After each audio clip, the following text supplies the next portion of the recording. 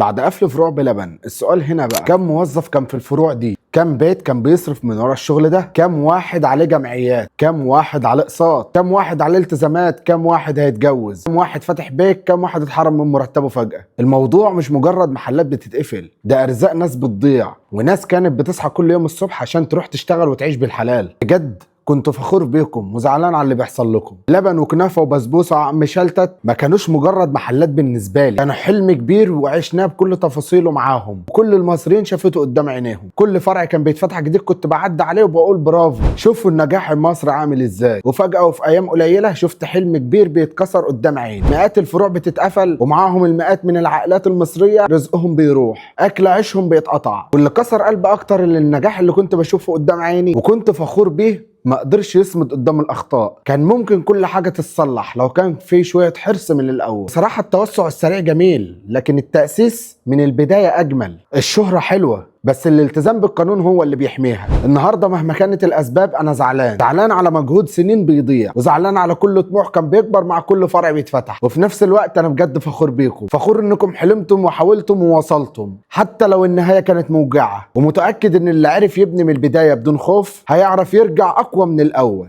بس يا ريت المره دي تكون بخطوات ارسى واثبت. بجد انا هفضل فاكر التجربه دي، وهفضل فاكر ان دي قصه نجاح. برغم كل الكلام عن الاخطاء والمخالفات، ان النجاح الكبير بيخلق اعداء. ممكن نقول اللي بيحصل مع بلبن ده جزء من تصفيه حسابات، او تضييق من ناس مش حابه تشوف قصه نجاح، او حد بينجح بسرعه كده. انا بجد مش بدافع عن الغلط لو موجود، بس انا بقول محدش بينجح ويتوسع بالطريقه دي لان الموضوع صعب. واللي بجد ينجح ويتوسع بالطريقه دي يستحق ان يكون له فرصه تانية. انا بجد مش مع ان حلم كبير زي ده يتحطم في ثانيه. بجد اللي بيعرف يحلم ويحاول مره يعرف يبدا من جديد مليون مره. بجد انا في انتظار رجوع بلبن. مش معقوله ناس عندها الفروع ده كلها المنتجات بتاعتها تسبب تسمم. اكيد مش كل حاجه بتيجي فجاه كده مع بعضها. الفكره ان هنا في لغز كبير. بلبن بسببه حصل حالات تسمم، طب كرم الشام يقفل في نفس الوقت اللي بلبن يقفل فيه مع ان صاحبهم واحد بس؟ مش معقوله يكون فاتح امبارح والنهارده يروح حمله على بلبن وكرم الشام والاتنين يطلع عندهم اكل فاسد.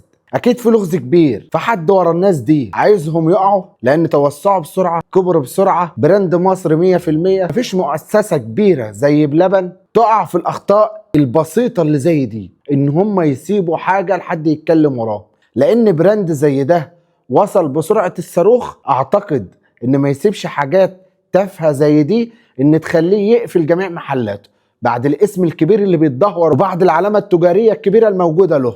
قصه نجاح، قصه كفاح تستاهل ان احنا نكون وراها. انا مش هطلع واقول زي اللي بيقولوا حل بلبن